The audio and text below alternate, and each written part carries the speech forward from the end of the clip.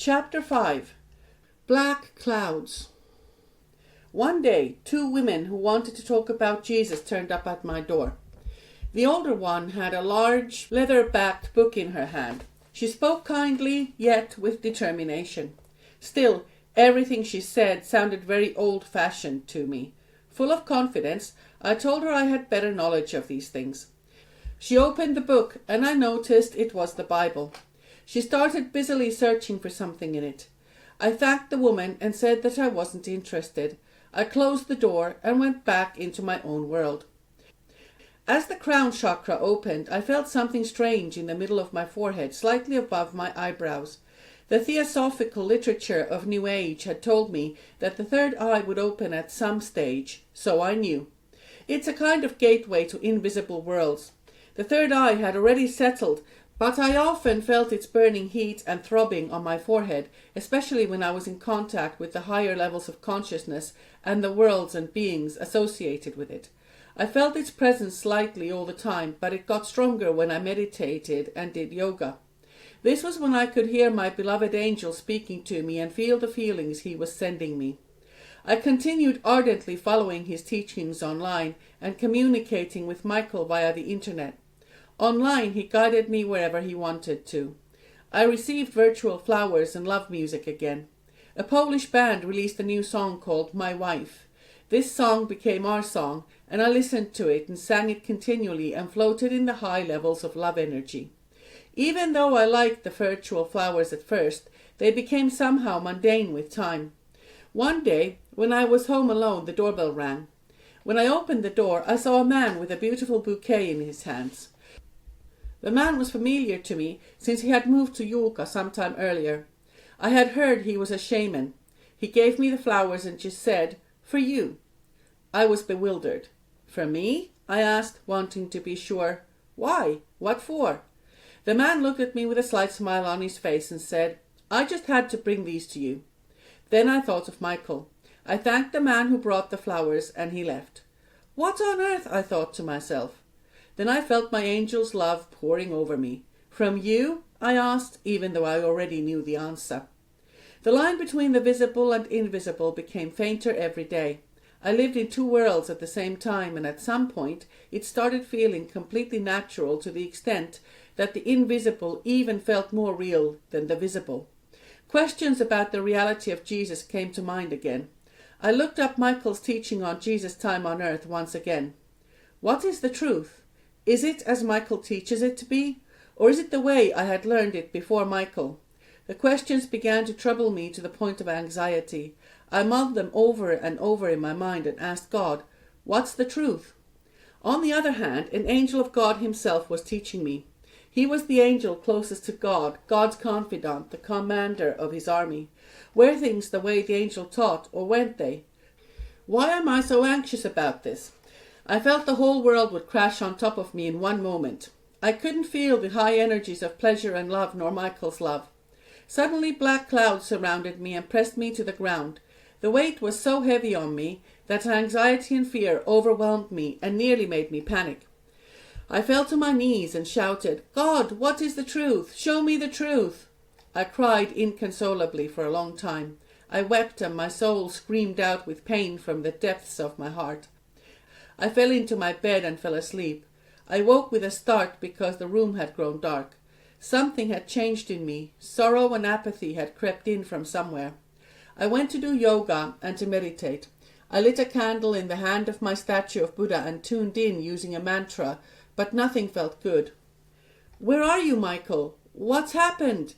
I didn't feel the burning sense of love that I had got used to. We were still married, Michael and I, and sexually all was well, but there was a spanner in the works. I went for a long walk and filled myself with energies from nature.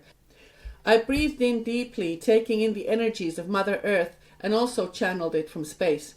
A few birches had become my favorite hugging trees for channeling energy from the depths of the earth. I addressed the tree as my brother and asked for more energy. It was the turn of autumn to winter 2010. "I want you to completely give up Jesus," Michael told me. "You don't need him for anything.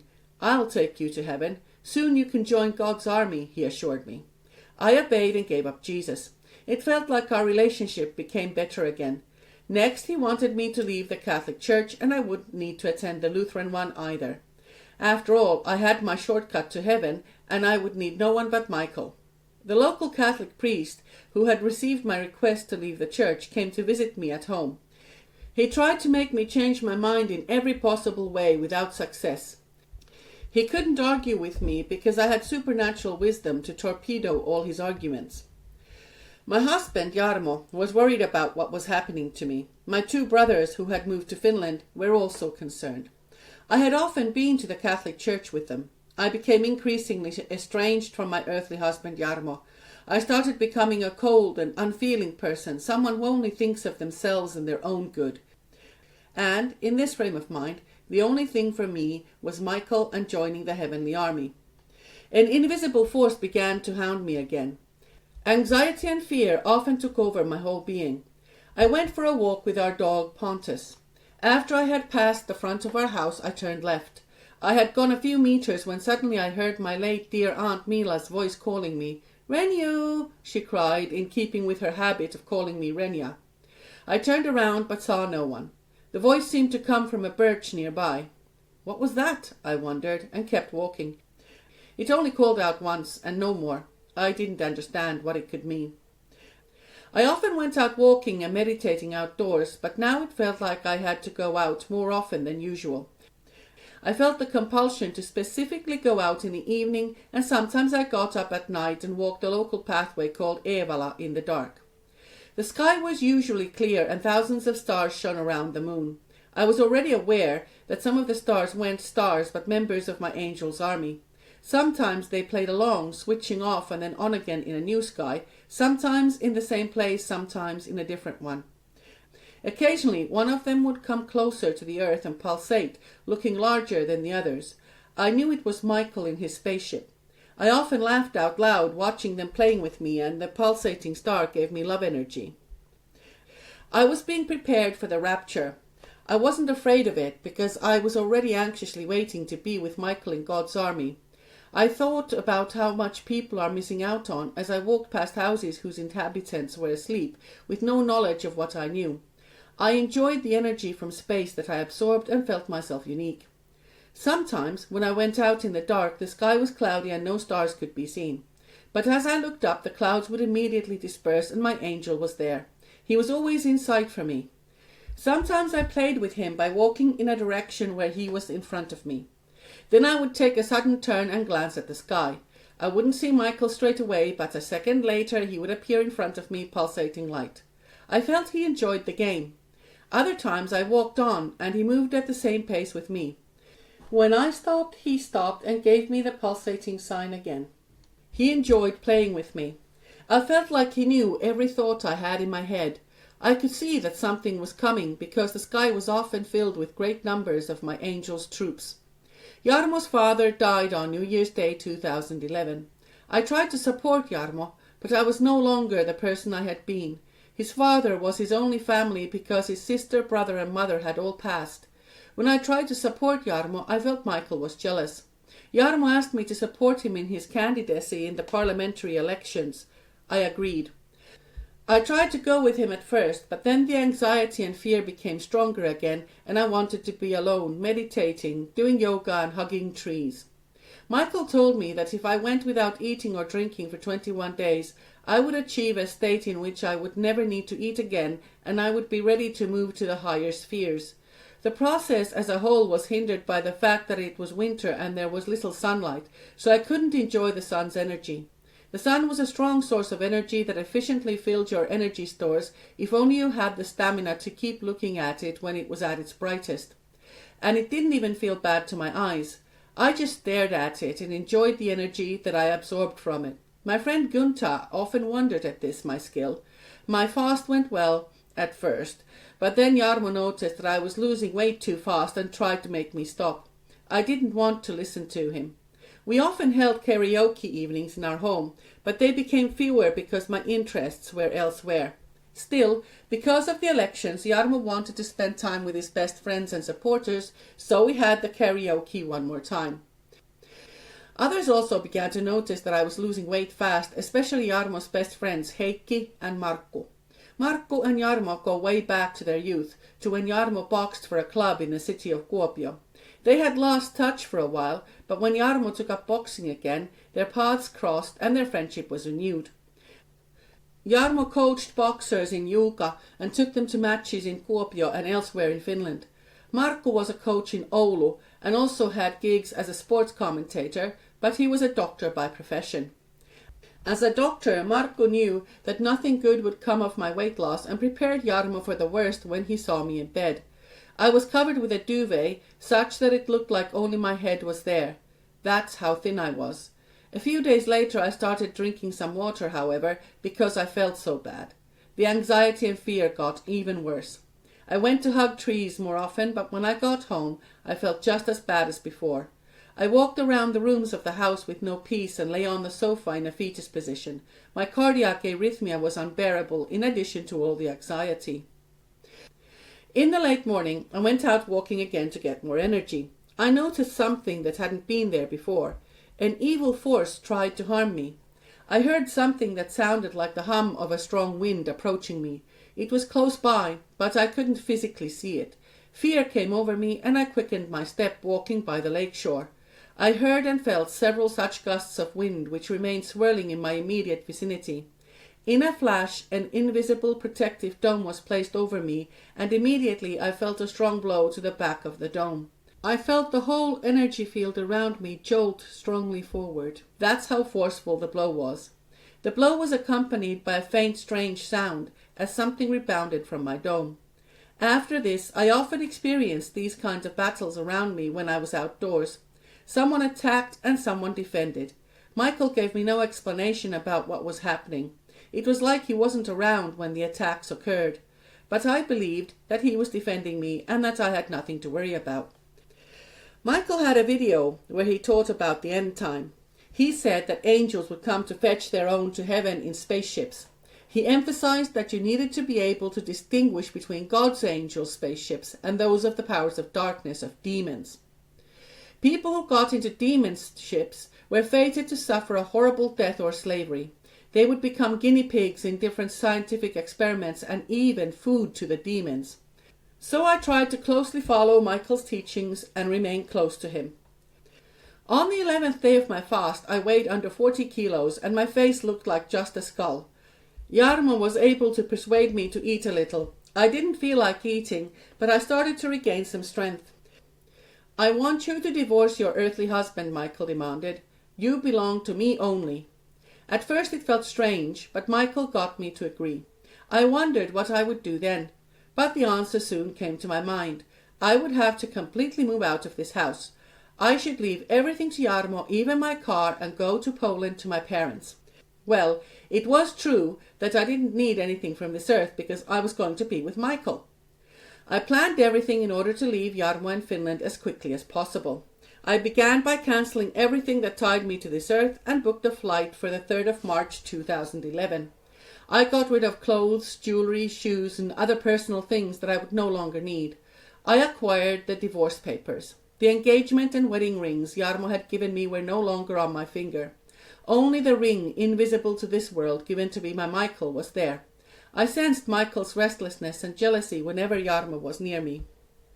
A couple of days before my flight to Poland, I told Jarmo what I had done. The man could hardly believe it. "You've gone mad, sitting at the computer all the time," Jarmo shouted. "Do you already have another man?" "You wouldn't understand," I replied. "I have one, but not like you think." As I spoke, I packed some clothes into a bag and my air ticket and passport into my handbag. "Don't go," Jarmo shouted. "Have you no pity for me? My only blood relative, my father, only just died. I'll be all alone. I'll kill myself and burn down the whole house," he said in anxiety. But I had made up my mind. "Where are you going?" "Poland," I replied. "Do your parents know?" "A Catholic can't get divorced." "What does your father say?" Jarmo went on. "I can go home," I replied. "My parents already agreed to it," I affirmed. It was true. My parents knew because I had told them a few days earlier. They were surprised and bewildered. They tried to talk sense to me and get me to change my mind, but I didn't listen to them either.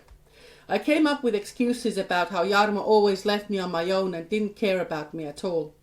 I spent the last couple of days before going to Poland with my brother Wojtek and his family. Gunta supported me and was sorry that her best friend was leaving forever. On the other hand, she understood me because she was the only person I had told almost everything about my life. I meditated a lot with her and we spent much time together, but she didn't feel the need to get into New Age the way I did. She also spent the night at my brother's house because we had to get up at 2 a.m. to go to the airport. Neither of us could sleep. I dozed off, but Gunta remained awake. My flight from Kuopio was at 6 a.m. and that would be the time to leave Finland. Gunta promised to take me to the airport in my car and then leave it in front of Jarmo's house. I said goodbye to my brother and his family and went on my way. The starry sky seemed to have a great celebration. It was so full of stars like never before. A great army of heavenly troops was seeing me off from Finland. We drove by our house at 3 a.m, and I could see a small sliver of light from inside, even though the curtains and blinds were drawn. I thought of Jarmo. What was he doing? I spent the drive admiring the stars. Michael's star was clearly different to all the others. It was slightly larger and always accompanied by another smaller star that followed him at a fairly constant distance. I said goodbye to my best friend Gunta at the airport. Look, I said, indicating the sky to her. Even though it's light, Michael's star is still above the airport. He's with me all the time. One more hug and then I disappeared through to the other side of the security check. Gunta drove back to Juuka. My brother Tomek came to pick me up from Krakow airport. I was starting a new life and I felt happy because I believed I would soon be with Michael. Having driven for a while, I noticed stars twinkling in the sky. Even though it was still light, my angel wanted to show me that he was with me here as well. Look, I told my brother, my star came with me from Finland. My brother looked out and saw my star but thought nothing of it. He just wondered how it was visible so early and why it was so big. We came to my parents' yard and when I got out of the car I noticed my star had settled above the neighbor's house and stayed there. It was a good choice of position because when I was inside, I could see it clearly from the window every time I glanced up at the evening sky. After a while, more stars appeared. Only a tarmac road and a small yard lay between my parents' house and that of my brother Tomek and his family's place. My youngest brother, Lukas, lived 20 kilometers away in the next village with his wife and daughter in the house of his in-laws. All of us siblings got on well with each other, as we did with our parents. I loved them very much and felt loved back. Everyone was sorry about the storms in my life. My latest choice, leaving Finland and Jarmo, was a surprise to them, and they were concerned about what would follow. Even my outward appearance told them all was not well, even though I assured them that my life was in full bloom.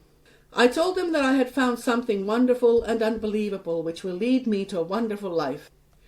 Little by little, carefully, I tried to tell them about my research and my findings. I had already told my 2 brothers who lived in Finland and their families. I also told them about my incredible relationship with an angel and that I had left the Catholic Church. These things didn't please them because all our family were very religious Catholics. But when I added treatments with energies to my verbal assurances and they got to experience being touched by an amazing force, their attitude towards me changed a little. The energy therapy as such wasn't new to them because I had treated them before. Over the years that I had practiced it, I had used it whenever I visited on summer holiday or even long distance from Finland. I reminded my parents about the Reiki therapist Anna's predictions about me. Only the fact that I had left Catholicism kept bothering them. They thought it was wrong, and they didn't see any contradiction between Catholicism and my new practices. My parents often asked me to come to church on Sundays, but I refused. My father and brother worked near Warsaw, so they had to travel over 300 kilometers to work. My father's construction business had received recognition in the area and had built entire living areas, detached houses, factories and blocks of flats. They drove to work in a minibus with their employees and, every 2 weeks, they would come back to southern Poland for a couple of days. My brother Tomek had followed in my father's footsteps and taken up running the business after my father had retired. My father wanted to go to the construction sites anyway and be an instructor and guide as long as he could. When my father was at work, I spent time mostly with my mother. I helped her because there was much to do in a big house, just cleaning it. I settled into my own spacious room on the top floor. It had a balcony that ran along the side of the house to the front. The view from the window and the terrace was in the direction where my love was in the sky. I meditated in the evenings and did yoga in my room or on the balcony and talked with Michael in peace. I was there for him only, and he was happy with it. Walks outdoors and spending time with Michael continued the same as in Finland. Now I could get closer to him because I was high up on the tops of hills, and when I raised my hands towards heaven, I felt I was closer to him. In Finland, the only higher place I could go to meditate was Koli. It was about 40 kilometers from Juuka, so I couldn't go there every day. But sometimes I spent the night at a hotel in Koli and went to the top of the hill in the evening when no one else was there. I spent time with my angel, undisturbed, uninterrupted. I remember a strange experience I had sitting in lotus position on the snowy rock of Koli's highest point. In a flash, a white cloud surrounded me, descending on me as I meditated. A great energy force lifted me up and, though I had the deep peace of meditation, I got a fright and snapped out of it, back to where I was. The moon shone beautifully and the stars seemed to twinkle more than usual. Their light made the trees covered in a beautiful white coat glow like they had been adorned with diamonds. Only then I started feeling the cold and returned to the hotel. In my room, I sat down on a chair in front of the balcony and talked with my star. It was closer to earth again, above the icy trees and Lake Bielinen. I yearned to be with him wherever he was, physically living with him. In Poland, I only needed to leave the house a little way and there would be a hill. I talked a lot about him to my mother, especially in the evenings when we were together in my parents' bedroom. My mother watched TV and I was on the computer, which was in front of the window. As I listened to Michael's voice on my headset in his videos, I looked at the sky and spoke with him telepathically. "Who is the man you always stare at on the computer?" my mother once asked me. "He's Michael, whom I've told you about, my angel, over there in the sky." I could tell by my mother's face that my answer was far too strange for her to comprehend. I let my mother hear Michael's voice, but because the teaching was in English, she couldn't understand what he was saying. My mother had much pain in her joints because arthritis twisted her members badly. Of course, I tried to help her with managing things as much as I could. There were chores, shopping, things to take care of, and visits to the doctor. My parents were grateful for the help, even though my father was of the opinion that a person my age should also be doing paid work. These household things should be taken care of after. Both my brothers' wives did so. One of them worked in Tarnow and my younger brother's wife in Austria. I started considering my options, such as a course or the possibility of working abroad. Aneta, Lucas' wife, was in Vienna and I started looking for work there. It didn't seem easy because you needed connections for getting work or someone to recommend you for something. In addition, I had forgotten much of the German I had learned in school. Another possibility was Germany, where I also knew people who worked there. But Austria was also Michael's choice. I saw an ad for a course in Krakow to train as a travel guide. I filled in the application and got in. My mother paid for the course and, together with my dad, sponsored my bus trips to Krakow a few times a week. I walked from the bus station through the old Krakow market square to my new school. Most of the students were young people from the university who were doing this in addition to their other studies. It was interesting, but I couldn't see myself in that profession. Sitting at the edge of the old market square drinking tea, I admired the beautiful former capital of Poland. The architecture was unique, and the royal castle of Wawel stood as a reminder of Poland's grand old days. Michael remained with me all the time, twinkling starlight from the sky. The next time on the course, we were supposed to prepare to travel to a tourist destination on a bus. Each of us in turn was meant to practice being a tourist guide there. I wondered again whether the work was for me. It somehow felt like the more I immersed myself in my studies, the more distant Michael seemed to be. "I don't understand," I said to him in my mind. "Why did you bring me to Poland? Why haven't you already taken me to be with you?" Soon I left the course and began to try to find a way to go to Austria. I used this time to also help my mother. One day at home we heard of a woman who sees people's ailments and treats them with natural remedies.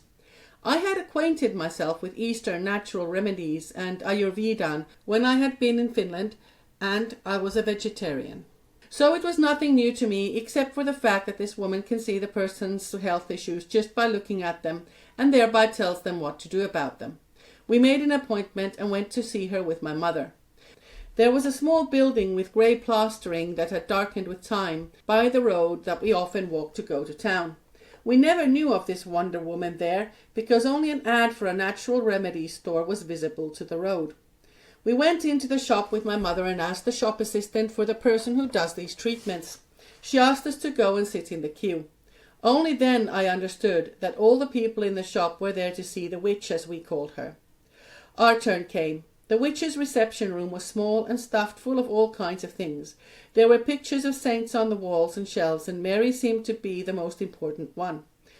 The woman, who had lazy eye, glanced at me a few times, and her eyes looked my body up and down like a scanner. Then she gave a diagnosis and a small picture of a saint with a prayer on the back of it that should be recited. In addition, she prescribed some natural remedies from her store. She also gave me dietary advice. Mother and I bought some of these wonder remedies, and especially Mother bought several hundred zlotys worth. She used almost all the money we had with us, and even then we had to leave something behind because we didn't have enough money. We noted that we would come back later to buy the rest. My father also got excited about this opportunity, so we made an appointment for him too. After all, he heard our tales of miracle healings that were supposed to have happened by this woman, and those that people who had consulted her told us about. My brother's family also became interested. After I had taken my father to see this natural healer, we talked about these miraculous healings. My father even told me that he had mentioned me and my Reiki therapy to his regular doctor and had received positive feedback. Dad even thought that the doctor had implied that it was familiar to him and that he used it too. One day my mother asked if we could wash the windows of the house because spring was on its way and the windows were looking dirty. Then Michael told me that I shouldn't do this kind of work anymore. He told me to remember my position and who I was. I was a godlike being who would soon go to be with him, and I should concentrate more on meditation and spending time with him. My anxiety still didn't let up, and I was walking around in circles more than ever because I couldn't find relief anywhere. I walked along dirt paths, sometimes past our own farm, other times past the neighbours. I went to the hills and then to the tarmac road and on to the village. I visited the graves of my grandparents and other relatives and villagers at the cemetery. There was also a family mausoleum made of black granite being constructed. The grand and high vault was nearly ready to receive its occupants. The thought felt terrible to me. I thought I might have ended up there as well, but something completely different was in store for me. In the evening I climbed again to the top of the hills behind our house and our neighbours in order to connect with the universe and to talk with my angel. The sky was clouded over, so I pondered for a moment about not being able to see my star. I stopped at my regular place and, raising my hands, breathed in deeply to take in the energy of the universe. Then the clouds dispersed and the moon and stars could be seen. I wondered how this was possible. Did I do that? My powers had grown greater and I was ready to join the heavenly army. It was the middle of April and spring was strongly in the air in Poland. Usually the beautiful sunny days and birdsong would cheer me up, but now I thought of nothing other than arranging my own life. I found out that the son of a family friend lived and worked in Austria. I decided to visit the boy's parents and ask them to get me a job there. I remembered Daniel only as a little boy coming to mine and Jarmo's wedding with his parents. Daniel's mother promised to call him and ask.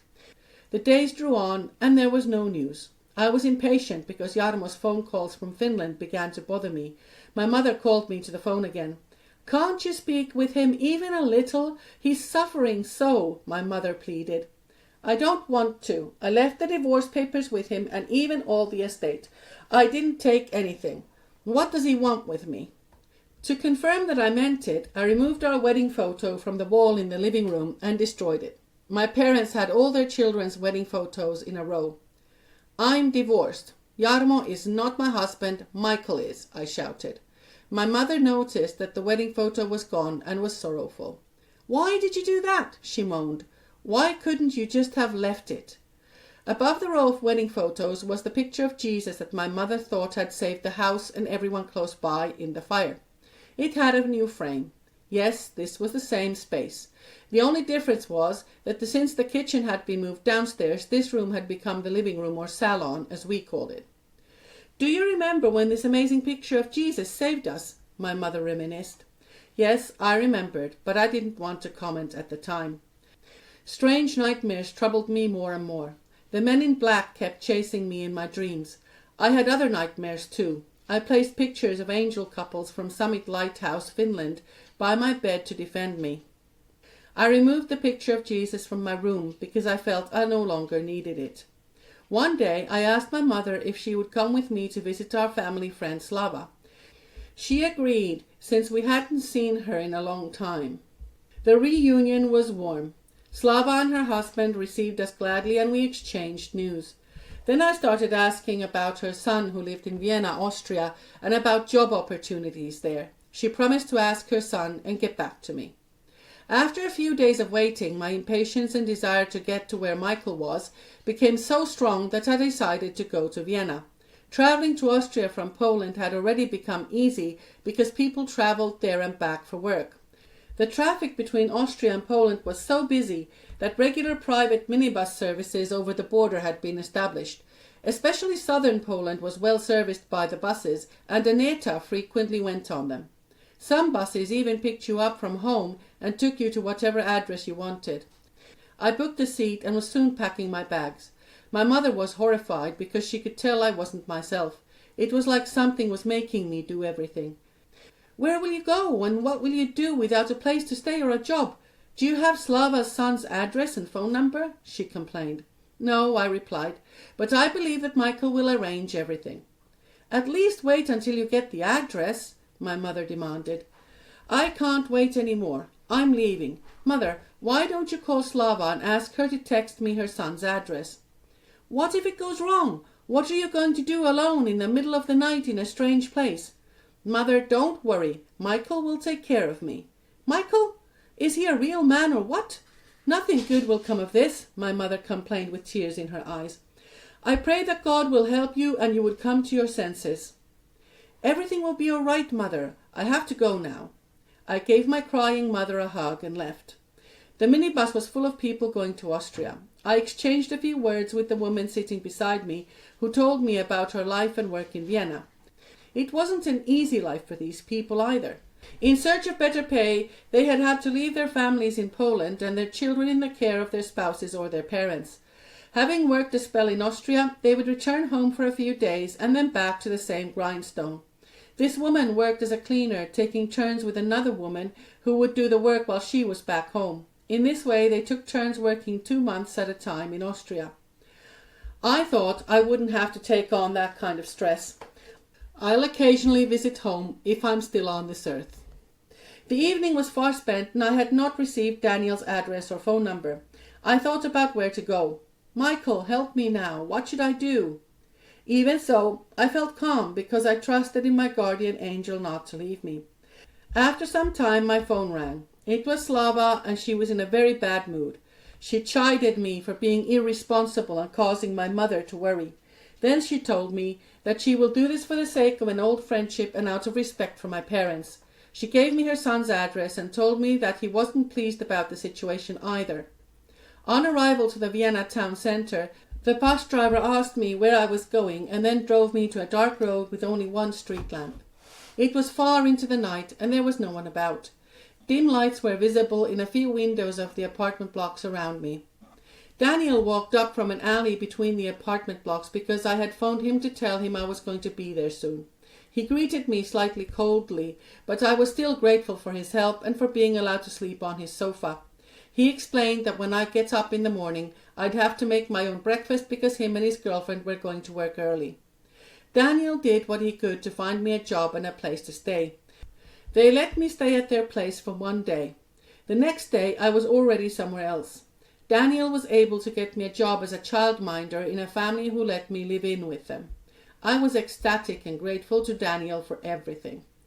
I had to care for a boy and a girl. The boy had some kind of syndrome and needed special help with practical things. The girl was in kindergarten, the boy was in school. Both parents worked a day job, so I did the housework. It was an apartment block in the old town of Vienna, close to the metro station. It only took me a couple of days to get acquainted with the area because it was still important to me to spend time outdoors and to converse with Michael outdoors and online. The husband gave me permission to use their computer. In the evenings I watched the stars from a window. There was something about this city that I hadn't felt anywhere else. Then Michael told me that it was his city, especially important to him, particularly the old town. Having been there a few days, my mother phoned me being fearful. "Renia, you have to leave. I had such a bad dream that something bad will happen to you there. Come home," she cried and pleaded. "Mum, I'm fine," I replied. "Everything is good. These people are nice and pay me well. I'm caring for some children."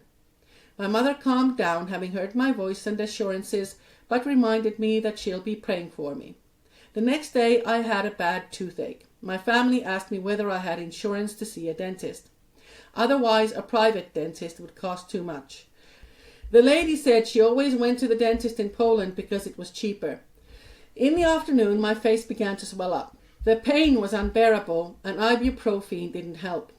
When the husband came home, my face was alarmingly swollen, and they were extremely concerned. I asked if there was a bus to take me to a dentist in Poland. The husband thought there was a bus at 5 p.m. and it was already past 4, but he said he'd tried to call them anyway. By this time, the bus would be full or picking people up from different parts of town and no longer coming in our direction. He phoned up and found out that there were still seats available on the bus to Poland from our area. I packed my things quickly and went downstairs to wait. The husband had paid me a week's wages, even though I hadn't been there a full week yet, so I was able to pay my fare. The swelling had covered my entire face, and so, in great pain and confusion, I was forced to return home. I wondered why it had turned out like this, as I looked at Vienna behind me. I had got a good start for a life in that country and would have met Michael soon. As I looked up at the sky, I was overcome with fear because his star intermittently dimmed to the point I could barely see it. But what had I done wrong? After all, I had to do my work. Usually Michael expressed his dissatisfaction to me by dimming his star or suddenly making it disappear. Sometimes I wouldn't see him all evening, but when I was sorry, he relented. After a nice evening together, like a good married couple, he would appear brightly in the sky the next evening. "I love you immensely," he would swear to me. "You're mine." Well, I figured even people have their troubles in love, so why not us? The bus driver agreed to take me all the way home, even though it was a detour for him. He could see the state I was in and wanted to help. My mother was shocked when she saw me. "I knew something bad would happen to you there," she said. "There's no dentist available at night, but you'll go in the morning as soon as the surgery opens." And that's what I did. The doctor said I had a very bad infection and it wouldn't have taken long for it to even kill me. After he cleaned and treated the root, he gave me an antibiotic prescription and a new appointment. The infection had spread to the bone and the whole operation would be difficult and involve multiple phases. I kept feeling bad and I was plagued by anxiety mixed with fear. Everyone around me was worried about me. Dad gave me a stern talking to about Michael and suggested that I didn't use their computer to converse with him. But when he went to work, I went on his computer. I decided to kill some time by visiting family, especially my cousins and friends from college and former workmates.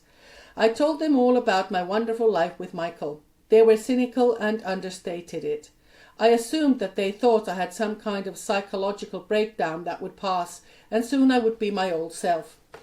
My dear cousins Kaska and Lucina visited us and we talked a lot about Michael. We also reminisced about our youth, and Kaska showed us her leg with the scar still there from our motorcycle escapade. People found it difficult to understand what I was talking about. They could clearly see that I was in love. In those moments, my feelings of anxiety subsided. I thought if I could only talk about my love all the time or be close to him, the feelings of anxiety would completely disappear. The 1st of May and my 45th birthday were approaching. I didn't want a birthday party. Michael wanted us to spend the day together in Krakow. I left for Krakow early in the morning and enjoyed Michael's presence. It was a birthday present from him, as was time spent together in Wawel Castle. He wanted to be my guide there. We walked hand in hand, although no one could physically see him, not even me. It was a very hot and sunny day, and the tour began to tire me out, but he felt it was important to show me royal glamour. I enjoyed his closeness more than the sights. Then we went to the dragon cave near the castle. I felt it was horribly gloomy. I didn't like it. After that, I went to sit by a table in the castle courtyard to have a cup of tea. We sat together, romantically cooing to each other, even though others could only see me smiling with delight. The day was far spent when we walked through the old town towards the bus station. I felt then that it had been the most wonderful birthday of my life, and I thanked my love for the wonderful day. On the return journey, I sat in the lap of my love in a dark bus. I was happy, and so was he, because he had me and my attention all to himself. My dental treatment was partly done, but several appointments were still left. Michael's pressure to return to Austria was so strong that I began to get ready to go back there. I asked the dentist to decrease the times between appointments because I was in a hurry to get back to Vienna. I found out that I couldn't go back to the job I'd had. Michael was pleased about that, and he helped me find a cheap hotel. I booked myself a couple of nights there. The rooms there were considerably cheaper than elsewhere. The cost was important because I didn't have much money. I thought about where I could borrow money from. I didn't want to burden my mother, so I asked my brother Tomek whether he could help me and lend me a bit of money. My brother and his wife were very suspicious about me going to Austria again. I had to humble myself and beg for them to help. It was hard for me because I had made do quite well. Up till now it was me who had helped everyone else. Maybe that was why they agreed to my request and gave me enough zlotys and euros to get by for a few days. Michael promised me that everything would work out this time. I would be with him and he would take care of me. An acquaintance told me of a car that was going to Austria soon. I left my home and my family, who tried to stop me leaving, but Michael's pull was stronger.